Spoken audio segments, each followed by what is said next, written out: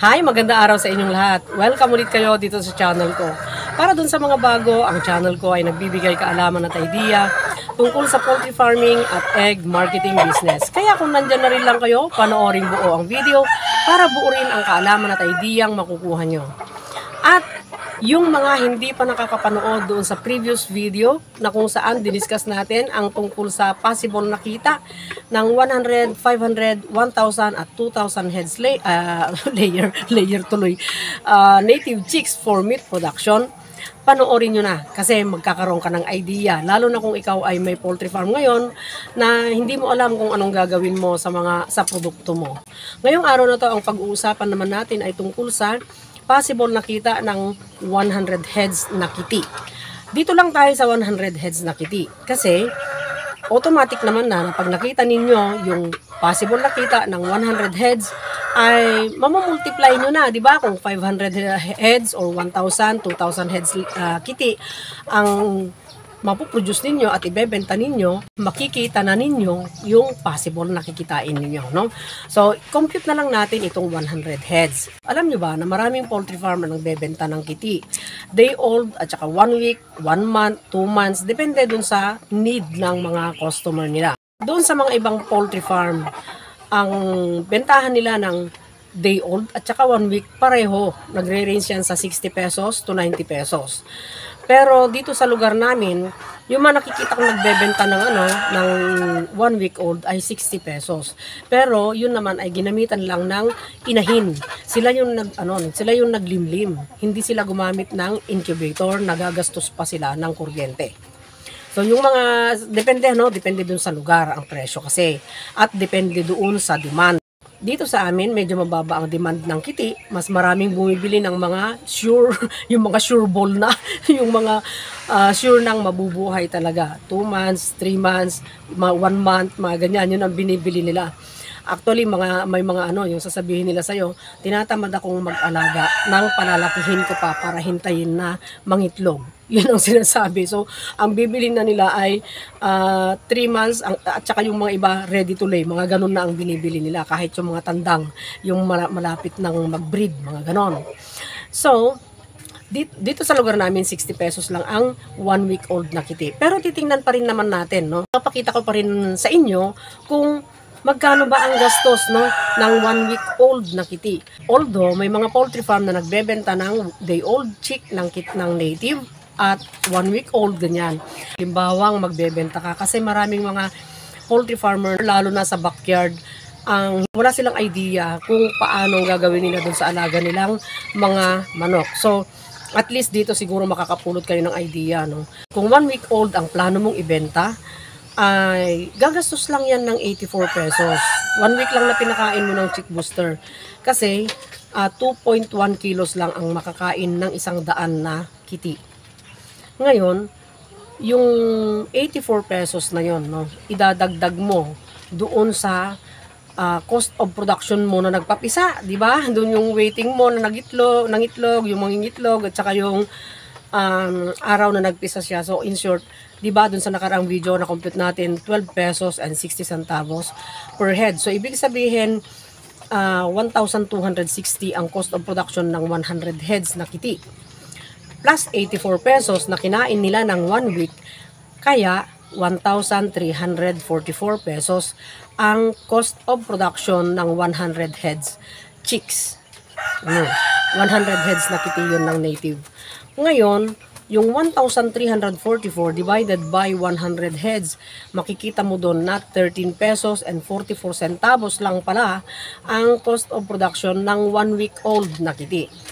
So, kung ibebenta mo ng 60 pesos per head, siyempre, 60, okay lang yun na 60 kasi nag-labor ka naman mula nung nag-waiting na ng itlog, yung di ba, yung waiting period mo na mangitlog dun sa manok, di ba? Pakain ka doon, linis ka, walis ka, ganon. So may labor ka. Kahit na inahin mo lang ang nagpisa, may labor ka doon. So okay lang yung 60 pesos. Ngayon, plus yung pagpapakain mo pa ulit ng 1 week, no, di ba? So 13 pesos and 44. So yung 60 pesos minus 13 pesos and 44 centavos na cost mo per head, no, ng 1 week old na kiti meron kang gross income na 46 pesos and 56 centavos per head. So, kung 100 heads na kiti ang alaga mo or nabenta mo, edi may 4,656 pesos kang gross income. So, hindi mo pa babawasin dun yung mga vitamin mo. Siyempre, nagpa-vitamin ka rin naman. Kaunti lang naman. Kaunti lang naman vitamins nila ng 100 heads kung ikaw ay nagpa-vitamins. At kung nagbakuna ka, edi yun ang aalisin mo lang. At saka yung labor mo, konti lang naman, di ba? Ganon. So, yun yung gross income. So, hindi na natin kukumputin yung net income mo ng 100 heads. Kasi, ikaw nakakaalam ng labor mo. Ikaw nakakaalam ng vitamin mo, na kung ano yung ginastos mo. Pero, kung ang ipinilalagay mo lang sa inumin nila ay mga dahon-dahon, gulay-gulay, kagaya ng ginagawa ko, no? At sana matry ninyo at gagawin ninyo religiously. Kasi ako ginagawa ko religiously talaga itong oregano, guava leaves, malunggay, at pasulpot-sulpot na barley grass. Kung meron akong available, iinom sila ng barley grass. Pero kung wala, diretso yan. Salit-salit lang yung tatlo. Malunggay, oregano, guava leaves. At balak kong magtanim ng guava na marami kasi kailangan ng mga manok. At napaka-effective yan. Masisigla sila. Kahit umulan, kahit biglang umulan, biglang umaraw, hindi sila sinisipon. Kasi yun, salit nga, oregano, malakas sila. Kasi may mga vitamin and minerals ang mga yan. May mga nutrients silang nakukuha. So yun yung naglapapalakas sa immune system nila.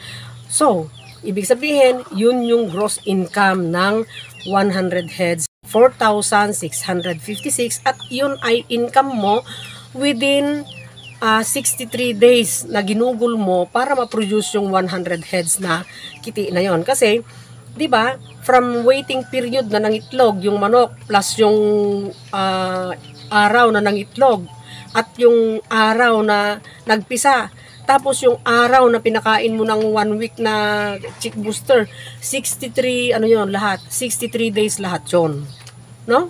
So, kung gusto mong mapalaki ang income mo doon sa kiti, sa pagbebenta ng kiti, yun, i-multiply mo lang yun, double, no? Double your effort, double your population, double your production, double your effort, at double your effort na mag-market. Kasi kung wala kang network, wala kang nabuo, wala kang nakitang market mo, at uupuan mo lang yung yung ilang heads mo na kiti, ay nako, edi aalagaan mo yan, palalakihin. Ganon. So, yun ang possible na gross income ng 100 heads na kiti. So, 100, 500, 1,000, 2,000 heads, o mas marami pa, bahala ka. Basta iyon ang sa 100 heads, no? So, hanggang dito na lang. Sana may natutunan na naman kayo dito at nagkaroon ng idea. Sana yung mga backyard farmer na hindi pa alam kung anong gagawin nila sa mga manok nila ay mapanood ito at magkaroon ng idea para naman, di ba? Kasi naghahanap tayo ng pera, naghahanap tayo ng income para hindi laging iisipin yung tulong mula dun sa iba. Diba? At salamat sa inyong lahat na mga old and new subscribers, sa mga future subscribers.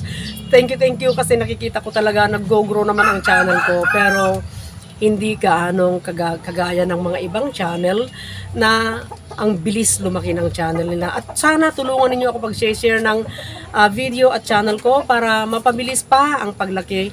At marami pang mga matutulungang tao. At sana pagpalain tayong lahat.